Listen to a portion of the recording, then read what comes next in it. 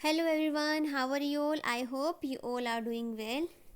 So, as you know, yesterday we have completed the sample paper, or we can say latest sample paper given by the CBSE. And today we will discuss the latest examination paper of last year, which is of 2024. ठीक है, तो जो last year जो paper आया था बच्चों के पास 2024 का क्लास 10th का, ये किसके लिए है? क्लास 10th के लिए। क्या है? Only chemistry section we will cover. Okay, only chemistry section we will cover, वो हम आज डिस्कस करने वाले हैं इस वीडियो में। ठीक है, इससे पहले क्लास 10th के स्टूडेंट्स के लिए एक और वीडियो बनाई हुई है 2 पार्ट्स में, जिसमें हमने जो CBSE ने लेटेस्ट सैम्पल पेपर इस साल का दिया है, CBSE ने जो लेटेस्ट सैम्पल पेपर गिवन है जो इस साल का, ठीक है, 24-25 का जो सैम्पल पेपर गिवन है वो हमने डिस्कस किया हुआ है। ठीक है, ओके, तो चलिए स्टार्ट करते हैं आज का ये वीडियो। आज का हमारा फर्स्ट क्वेश्चन है, select from the following a decomposition reaction in which source of energy for decomposition is light. ठीक है, आपने देखा होगा चैप्टर 1 से केमिकल रिएक्शन एंड इक्वेशन से क्वेश्चन है, तो वहाँ आपने पढ़ा होगा कि जो डीकम्पोजिशन रिएक्शन होती है, डीकम्पोजिशन जो रिएक्शन होती है वो 3 टाइप्स की हो सकती है ना। जैसे कि जो सबसे पहला है वो उसे हम बोलेंगे थर्मल डीकम्पोजिशन, जिसमें क्या देंगे? जिसमें देंगे हीट। दूसरा है उसको हम बोलेंगे इलेक्ट्रोलिटिक डीकम्पोजिशन, जिसमें क्या पास करेंगे? इलेक्ट्रिसिटी, जिसमें पास करी जाती है इलेक्ट्रिसिटी। ठीक है, और तीसरा है फोटोलिटिक डीकम्पोजिशन, जो किसकी प्रेजेंस में होती है? जो प्रेजेंस में होती है सनलाइट, ठीक है, या लाइट की प्रेजेंस में। तो हमसे पूछा हुआ है क्या कि जो लाइट की प्रेजेंस में हो वो वाली कौन सी है? तो जो सबसे पहला ऑप्शन गिवन है फेरस सल्फेट की डीकम्पोजिशन से फेरिक ऑक्साइड बन रहा है, SO2 गैस और sulphur trioxide gas, 2 gases release हो रही हैं। जो पहला है ये तो होता है थर्मल डीकम्पोजिशन, यहाँ में तो T, thermal decomposition. Second option water का इलेक्ट्रोलिसिस, ये होता है इलेक्ट्रोलिटिक डीकम्पोजिशन, यहाँ लेते हैं मैं E। थर्ड जो रिएक्शन है AgBr सिल्वर ब्रोमाइड का डीकम्पोजिशन सिल्वर में और ब्रोमीन में, ये इस क्वेश्चन का करेक्ट आंसर हो जाएगा आपका। ये जो एग्जाम्पल है, ये एग्जाम्पल किसका है? ये एग्जाम्पल है फोटोलिटिक डीकम्पोजिशन का, लाइट की प्रेजेंस की वजह से जो डीकम्पोजिशन हो रहा है। डी ऑप्शन जो है ये भी किसकी वजह से हो रहा है? Thermal decomposition. कैल्शियम कार्बोनेट को जब हम हीट करेंगे तो वो क्विक लाइम और कार्बन डाइऑक्साइड में ब्रेक हो जाता है। ठीक है, तो आपका जो करेक्ट आंसर आ जाएगा क्वेश्चन फर्स्ट का वो आ जाएगा C ऑप्शन। ठीक है, C option is the correct answer. Second question देखिए, oxides of aluminium and zinc are. ये क्वेश्चन हमने कल के पेपर में भी डिस्कस किया था, जो CBSE का सैम्पल पेपर था इस साल का, उसमें हमने डिस्कस किया, वही प्रीवियस ईयर क्वेश्चन है। देखिए, तो जो एल्यूमिनियम ऑक्साइड होते हैं और जो जिंक के ऑक्साइड होते हैं, मैंने आपको कल भी बताया था, aluminium oxide Al2O3 and zinc oxide ZnO। ठीक है, दोनों का नेचर कैसा होता है? दोनों होते हैं एम्फोटेरिक, याद रखना है। ठीक है, एम्फोटेरिक, एम्फोटेरिक का मतलब भी मैंने आपको बताया था, जो एसिड की तरह भी बिहेव करें और बेस की तरह भी बिहेव करें, उनको हम बोलेंगे एम्फोटेरिक। ठीक है, तो सेकंड का करेक्ट ऑप्शन आ जाएगा ऑप्शन C। सेकंड का करेक्ट ऑप्शन आ जाएगा ऑप्शन C। थर्ड क्वेश्चन देखिए, थर्ड क्वेश्चन में आपसे पूछा हुआ है, कंसीडर द फॉलोइंग कंपाउंड्स। हमें कंपाउंड्स को देखना है। एक है सबसे पहले दिया हुआ, देखिए फेरस सल्फेट, फिर दिया हुआ है कॉपर सल्फेट, पहला है फेरस सल्फेट, दूसरा है कॉपर सल्फेट, तीसरा है कैल्शियम सल्फेट, फिर है सोडियम कार्बोनेट। ठीक है, इनको देखना है और हमें बताना है the compound which is having maximum number of water of crystallisation. आपने देखा होगा इनकी क्रिस्टलाइन फॉर्म में, जो ये जैसे फेरस सल्फेट हो गया, जब इसकी क्रिस्टलाइन फॉर्म होएगी तो इसके साथ वाटर ऑफ क्रिस्टलाइजेशन होता है। जैसे कि अगर हम बात करें फेरस सल्फेट की, तो वो होता है FeSO4 डॉट, यहाँ पे होते हैं 7 मोलिक्यूल्स ऑफ वाटर। तो जो 7 मॉलिक्यूल्स ऑफ वाटर है ना साथ में आफ्टर डॉट, यही है वाटर ऑफ क्रिस्टलाइजेशन। यही क्या है? Water of crystallisation. यहाँ पर कितने हैं? 7 हैं। ठीक है, अगर हम इस तरह से दूसरा देखें क्या है? Copper sulphate. तो आपने कॉपर सल्फेट का देखा होगा एनसीईआरटी में, इसके होते हैं 5 मॉलिक्यूल्स ऑफ वाटर साथ में, 5 मॉलिक्यूल्स ऑफ वाटर। तो यहाँ वाटर ऑफ क्रिस्टलाइजेशन कितना है? 5। इसी तरीके से अगर हम बात करें कैल्शियम सल्फेट, तो इसके साथ अगर हम बात करें पीओपी की, तो उसमें तो होते हैं हाफ मॉलिक्यूल ऑफ वाटर, है ना। तो उसमें कितने होते हैं? Half molecule of water. जबकि कैल्शियम सल्फेट ही जिप्सम भी होता है, अगर वहाँ कितने हों? 2 मॉलिक्यूल्स ऑफ वाटर। अगर वाटर ऑफ क्रिस्टलाइजेशन कितनी है? 2, तो इसको बोलते हैं हम जिप्सम। ये नोट करने की चीज़ें आप नोट कर लीजिए, इसको बोला जाता है जिप्सम। ठीक है, मैं यहाँ लेती हूँ पीओपी। ठीक है, ये फ़र्क है दोनों में, जिप्सम और पीओपी में। और तीसरा क्या है? तीसरा है सोडियम कार्बोनेट। आपको पता है sodium carbonate with 10 molecules of water of crystallisation क्या होता है? इसी को हम बोलते हैं वॉशिंग सोडा। इसी को हम क्या बोलते हैं? Washing soda. ठीक है, पहला जो है वो फेरस सल्फेट होता है। एक्चुअल में जो वाटर ऑफ क्रिस्टलाइजेशन है, इसकी वजह से ये क्या होता है? कलर्ड होता है। जैसे कॉपर सल्फेट हम बोलते हैं ना ब्लू कलर का है, क्यों? क्योंकि उसके साथ क्या है? 5 मॉलिक्यूल्स ऑफ वाटर अटैच है वहाँ पे। ये 5 मॉलिक्यूल्स ऑफ वाटर की वजह से, ठीक है, कलर्ड होते हैं। ओके, आई होप समझ आ गई होगी आपको ये चीज़ें।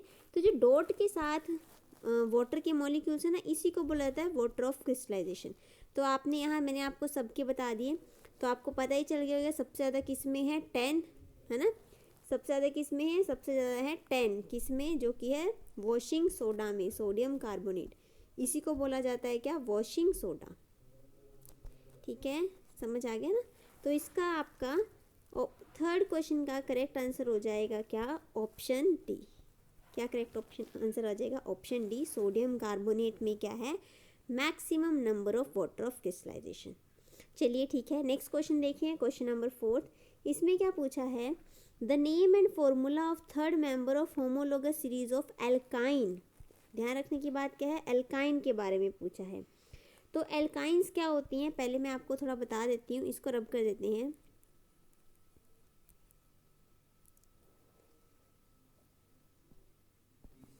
क्वेश्चन नंबर 4, आपको क्या बताना है? देखिए, आपको इसमें बताना है name and formula of third member of homologous series of alkyne.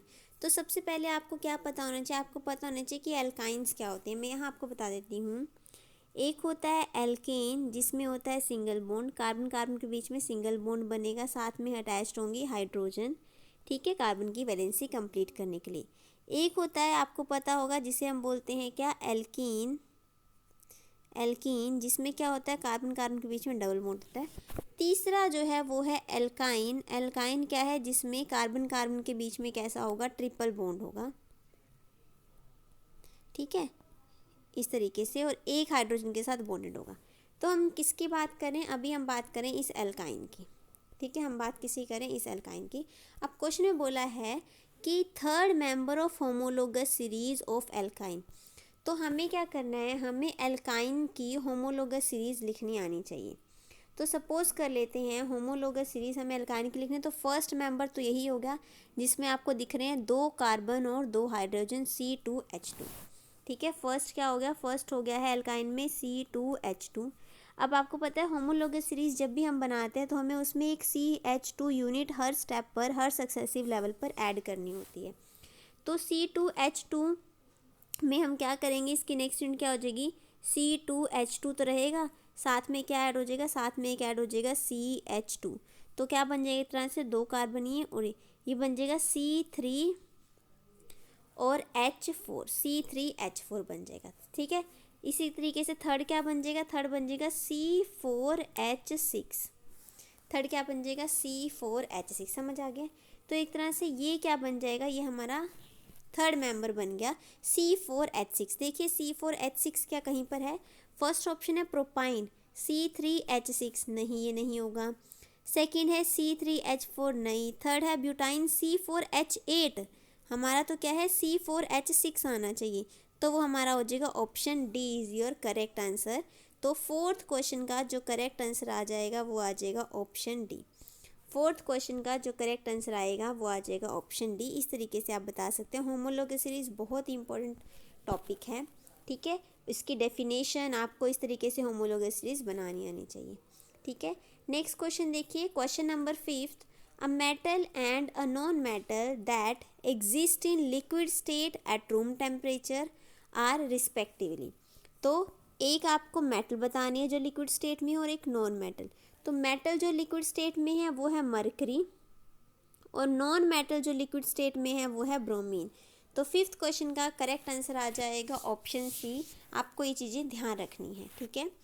Question number 6 देखिए, manganese oxide plus 4 molecules of HCl। अच्छा, ये रिएक्शन हुई है, ये रिडॉक्स रिएक्शन है।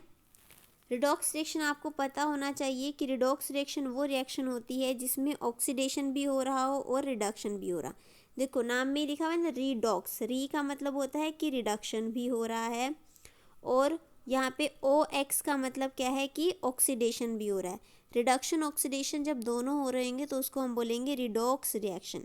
अब चलिए इक्वेशन के पास चलते हैं।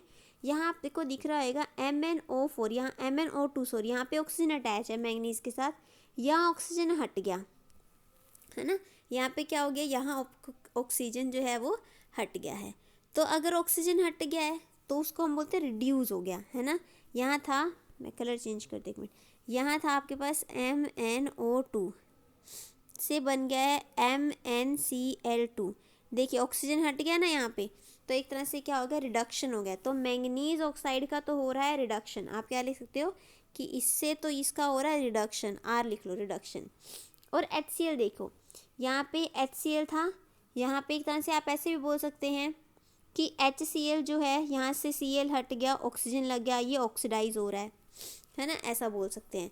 तो जो HCl है वो क्या हो रहा है, HCl से H2O बन रहा है या बोल सकते हैं Cl2, दोनों बन रहे हैं। दोनों चीज़ें ये क्या हो रही है, ये हो रही है ऑक्सीडेशन। तो कौन सा ऑप्शन सही है जहाँ पर आपको दिख रहा है कि MnO2 का रिडक्शन और पहला ऑप्शन पढ़िए MnO2 is oxidise, MnO2 oxidise हो रहा है, नहीं गलत, रिड्यूस हो रहा है वो तो। HCl ऑक्सीडाइज हो रहा है, ये ऑक्सीडाइज हो रहा है, हाँ ये बात तो सही है, बी ऑप्शन सही है, अभी HCl ऑक्सीडाइज हो रहा है। ओके आगे देखते हैं, MnO2 रिड्यूस हो रहा है, ये बात भी सही है, बी सी दोनों बातें सही हैं। डी पढ़िए, MnO2 reduce and HCl, D भी सही है। तो यहाँ पे सारी बातें सही हैं, बट देखो ये दोनों की दोनों बातें एक ही ऑप्शन में लिखी हैं, ऑप्शन डी। तो बेटर ऑप्शन क्या हो जाएगा, option D is your correct answer आ जाएगा, ठीक है। इसका करेक्ट आंसर क्या आ जाएगा, सिक्स्थ क्वेश्चन का option D is your correct answer. Okay next देखिए question number 7, when 2 ml of sodium hydroxide solution is added to a few pieces of granulated zinc in a test tube then warmed, the reaction, आपको reaction बतानी है कौन सी होगी। देखिए zinc में क्या add कर दिया, सोडियम हाइड्रोक्साइड, NCERT की रिएक्शन है, बहुत इंपॉर्टेंट रिएक्शन है। इस बार उसमें भी पूछी हुई है, एक सेकेंड वेट सेकेंड, इस बार ये रिएक्शन जो है वो उस सैम्पल पेपर की भी देखिए इसी में पूछी हुई है। अगर आप क्या करेंगे, जिंक की रिएक्शन करेंगे किसके साथ, सोडियम हाइड्रोक्साइड के साथ, NaOH के साथ, तो आपको मिलता है सोडियम जिंकेट। क्या मिलता है, सोडियम जिंकेट, जो कि होता है Na2ZnO2, ये इसका फॉर्मूला होता है, इसको बोलते हैं सोडियम जिंकेट। देखिए चाहे एसिड हो चाहे बेस हो, दोनों की जब जिंक क्या है, जिंक है मेटल, मेटल के साथ रिएक्शन करते हैं तो रिलीज होती है हाइड्रोजन गैस। तो यहाँ पे प्रोड्यूस तो होने वाली है हाइड्रोजन गैस, साथ में जो सोल्ट मिलेगा वो सोल्ट कौन सा है, वो सोल्ट है आपका सोडियम जिंकेट, ये वाला सोल्ट है। तो देख लीजिए कौन सा ऑप्शन सही बैठ रहा है। यहाँ पर जहाँ पे हाइड्रोजन गैस रिलीज नहीं हो तो पहले कैंसिल कर दो वाटर, यहाँ हाइड्रोजन गैस है, यहाँ हाइड्रोजन गैस है, सोडियम जिंकेट का ये फॉर्मूला नहीं होता, सोडियम जिंकेट का ये फॉर्मूला होता है। तो इसका करेक्ट आंसर आ जाएगा आपका ऑप्शन बी। 7th का करेक्ट आंसर आ जाएगा क्या, ऑप्शन बी, ठीक है। तो ये हमने 7 MCQs कवर अप कर लिए हैं। इसके बाद आते हैं हमारा जो एक होता है असर्शन रीज़न पर। क्वेश्चन नंबर 17 to 20 में असर्शन रीज़न आते हैं, जिसमें से एक केमिस्ट्री का भी होता है। देखिए वो यहाँ पर 20th गिवन है, वो कौन सा गिवन है, 20th। पढ़िए असर्शन क्या गिवन है, hydrogen gas is not evolve when zinc reacts with nitric acid. जब जिंक जो है नाइट्रिक एसिड के साथ HNO3 के साथ रिएक्ट करता है, बेशक डाइल्यूट ले लें, ठीक है। तो कह रहे कि हाइड्रोजन गैस इवॉल्व नहीं होती। अच्छा, अब आप कहोगे मैम अभी तो आप कह रहे थे कि जब मेटल की हम एसिड के साथ, ठीक है, या बेस के साथ रिएक्शन करवाते हैं तो हाइड्रोजन गैस रिलीज होती है। बिल्कुल सही कहा मैंने, जब भी हम मेटल की एसिड बेस के साथ रिएक्शन करवाएंगे तो हाइड्रोजन गैस रिलीज होगी। तो क्या ये स्टेटमेंट गलत है? फिर नहीं, ये स्टेटमेंट भी सही है। यहाँ पे कौन सा एसिड है? यहाँ पर है नाइट्रिक एसिड। कौन सा एसिड है? Nitric acid. जो नाइट्रिक एसिड होता है HNO3, ये किसकी तरह एक्ट करता है? ये एक्ट करता है strong oxidising agent. Nitric acid होता है स्ट्रॉन्ग ऑक्सीडाइजिंग एजेंट। तो ऑक्सीडाइजिंग एजेंट का काम क्या होता है? ऑक्सीडाइज करना, ठीक है। इसका काम क्या होता है? ये क्या कर देता है? ये कर देता है ऑक्सीडाइज। ये जो नाइट्रिक एसिड है बनेगा तो मेटल के साथ पहले हाइड्रोजन ही। अब ये नाइट्रिक एसिड क्या करेगा? इस हाइड्रोजन को ऑक्सीडाइज कर देगा, किस में? वाटर में। H2 से क्या बन जाएगा ऑक्सीडाइज होकर के? H2O। H2 की क्या हो गई? ऑक्सीडेशन हो गई, बन जाएगा H2O। किसकी वजह से हुआ? नाइट्रिक एसिड की वजह से हो, क्योंकि ये क्या है? ये है स्ट्रॉन्ग ऑक्सीडाइजिंग एजेंट। तो असर्शन सही है, यहाँ पर असर्शन जो है वो क्या है? करेक्ट है। रीज़न पढ़िए, nitric acid oxidise the hydrogen gas produce to water and itself get reduce. बिल्कुल सही है रीज़न भी और करेक्ट एक्सप्लेनेशन है। नाइट्रिक एसिड ऑक्सीडाइज हो जाएगा, ऑक्सीडाइज कर देगा हाइड्रोजन गैस को। देखो H2 था ना, H2 से बन गया H2O, ऑक्सीजन आके अटैच हो गई, क्या हो गया? ऑक्सीडेशन, ठीक है। तो यहाँ पे असर्शन भी सही है, रीज़न भी सही है, रीज़न करेक्ट एक्सप्लेनेशन है असर्शन की। तो आपका यहाँ करेक्ट आंसर आ जाएगा ऑप्शन ए, ठीक है। करेक्ट आंसर आ जाएगा आपका यहाँ पे ऑप्शन ए। नेक्स्ट देखिए, नेक्स्ट है सेक्शन बी में क्वेश्चन होता है 21। यहाँ पे 26 दे रखा था, जो लास्ट ईयर का पेपर है, लास्ट ईयर 2024 का प्रीवियस ईयर पेपर है, ठीक है, वो मैं सॉल्व करवा रही हूँ। देखिए आपको गिवन है, translate the following statements into chemical equation and then balance them. इनको हमने केमिकल इक्वेशन में ट्रांसलेट करना और फिर बैलेंसिंग बेसिक क्वेश्चन है। देखिए क्या है, solution of barium chloride. Barium chloride आपको लिखना आना चाहिए, फॉर्मूला बनाना आना चाहिए आपको, ठीक है।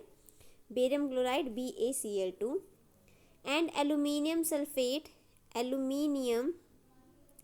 एल्यूमिनियम की वैलेंसी होती है, अगर आपको नहीं आता मैं बता दूँ, जैसे एल्यूमिनियम सल्फेट है, अब आपको ये बनाना है इसका फॉर्मूला। तो एल्यूमिनियम की वैलेंसी आपको लिखनी है +3, सल्फेट पे चार्ज रखना -2, ऐसे आप क्रॉस मल्टीप्लाई करते हैं। आई होप अब आपको याद हो गया होगा कि हाँ मैडम इस तरीके से बनाते। Al2SO4 होल थ्राइस, है ना, इस तरीके से बनाते होते थे, ठीक है। नेक्स्ट क्या है, aluminium sulphate in water react to give. देखिए दोनों एक्वस है, बेरियम क्लोराइड और एल्यूमिनियम सल्फेट वाटर में, मतलब एक्वस सोल्यूशन है ये। React to give insoluble barium sulphate. अच्छा मैं 1 मिनट इसको रब कर लेती हूँ ना, और इसको इधर ले देती हूँ। एल्यूमिनियम सल्फेट, ठीक है, एक्वस वाटर में, ये भी एक्वस है, पानी में डिसॉल्व है दोनों। ये क्या देंगे? ये देंगे इनसॉल्यूबल बेरियम सल्फेट, ये बनाएंगे बेरियम सल्फेट जो कि होता है BaSO4, और साथ में बनाएंगे एल्यूमिनियम क्लोराइड जो कि होता है AlCl3। या फॉर्मूला बना के जब देखेंगे तो जो बेरियम सल्फेट है ये कैसा है? ये इनसॉल्यूबल है।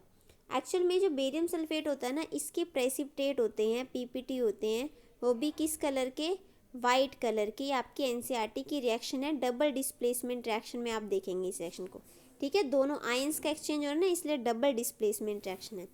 आपको इसे बैलेंस करना है। देखिए एक बेरियम है, एक बेरियम है, क्लोरीन के यहाँ 2 हैं, यहाँ 3 हैं, सल्फेट के 3 हैं, एल्यूमिनियम के 2 हैं। तो चलिए सबसे पहले हम क्या करते हैं, इसको बैलेंस करने की कोशिश करते हैं।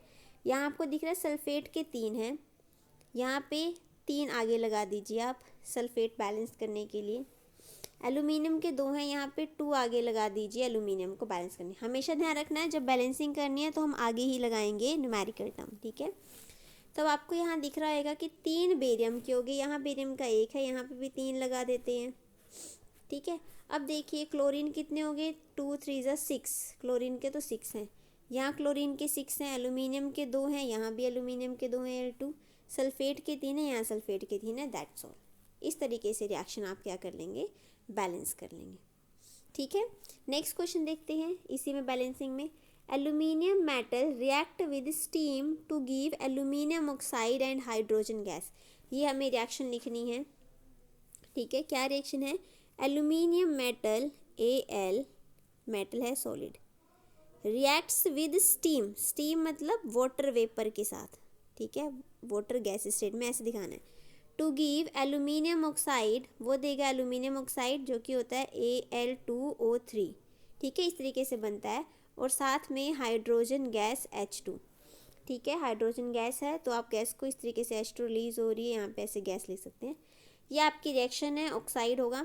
आपको क्या करना है, इसको बैलेंस करना है। देख लीजिए यहाँ एक एल्यूमिनियम है, यहाँ पे 2 हैं, आगे 2 लगा दीजिए, एल्यूमिनियम बैलेंस है। हाइड्रोजन के 2 हैं, 2 यहाँ पे हाइड्रोजन के। अच्छा, ऑक्सीजन देखिए, ऑक्सीजन यहाँ 3 है, या ऑक्सीजन के 1 है तो आगे 3 लगा दीजिए, 3 ऑक्सीजन हो गए। हाइड्रोजन कितने हो गए? 3 2 6, तो यहाँ पे आगे हाइड्रोजन के 3 लगा दीजिए, 3 2 6। ठीक है, तो इस तरीके से आपको इक्वेशंस लिखनी आनी चाहिए हैं और बैलेंस करना आना चाहिए। ठीक है, इम्पोर्टेंट क्वेश्चन था और अच्छा क्वेश्चन था, इजी था। अगर आपको आता है आराम से आप कर सकते हैं इसको। ठीक है, टाइम देखते हैं एक बार। चलिए एक क्वेश्चन हम 27th भी डिस्कस कर लेते हैं, फिर कल के से वीडियो में हम आगे देखेंगे, ताकि हमारा ये हाफ एन आवर का वीडियो हो जाए, ज़्यादा लंबा ना हो। 27th में देखिए क्या है। The pH of a sample of tomato juice is 4.6। एक सैम्पल है टमाटो जूस का जिसके हमको pH गिवन है 4.6। Okay, how is this juice likely to be in taste, taste में कैसा होगा हमें रीज़न बताना है। अच्छा, अगर pH 4.6 है तो नेचर कैसा होगा? Yes, good. नेचर कैसा होगा? अगर pH 4.6 है तो वो कैसा होगा? एसिडिक होगा। आप ऐसा बता सकते हैं कि एसिडिक होगा। एसिडिक होगा तो उसका टेस्ट कैसा होएगा? उसका टेस्ट सोर होगा।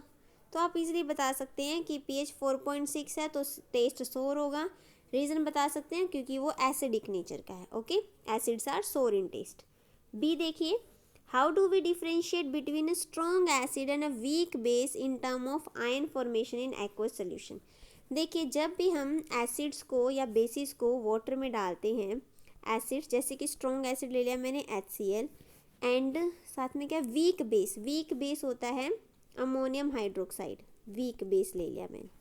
ठीक है, स्ट्रॉन्ग एसिड, वीक बेस ले लिया। एक्चुअल में क्या होता है, जब हम इसको पानी में डिज़ोल्व करेंगे ना, दोनों चीज़ों को वाटर में डालेंगे, तो ये क्या होते हैं, ये होते हैं आयनाइज। ठीक है, जैसे एसिड आयनाइज हो जाएगा किस में? H3O पॉजिटिव आयन में, Cl नेगेटिव आयन में। वैसे ही बेस आयनाइज हो जाएगा किस में? यहाँ पे हो जाएगा एक तरह से अमोनियम आयन में। ठीक है, हाइड्रोक्साइड आयन में, इस तरीके से ये भी आयनाइज हो जाता है। अब क्या होता है, स्ट्रॉन्ग एसिड जो होता है ना, वो क्या होता है, 100% आयनाइज। जितना भी HCl होएगा ना, सारा का सारा HCl H पॉजिटिव आयन और Cl नेगेटिव आयन में ब्रेक हो गया होगा, बिल्कुल भी HCl बचा नहीं। सपोज 5 मॉलिक्यूल्स थे HCl के, तो 5 के 5 मॉलिक्यूल H पॉजिटिव और Cl नेगेटिव में ब्रेक हो गए। जबकि अगर वीक बेस या वीक एसिड है तो अमोनियम हाइड्रोक्साइड से अमोनियम आयन और हाइड्रोक्साइड आयन तो बनेंगे, साथ में अमोनियम हाइड्रोक्साइड भी बचेगा सोल्यूशन में। तो मतलब जो वीक होते हैं ना, वीक एसिड है बेस, उनका 100% डिसोसिएशन नहीं होता। ठीक है, तो इस तरीके से आप इस क्वेश्चन को आंसर कर सकते हैं कि स्ट्रॉन्ग एसिड या जो स्ट्रॉन्ग बेसिस होते हैं, they dissociate 100% in the water, while weak acid and weak bases would not undergo 100% dissociation।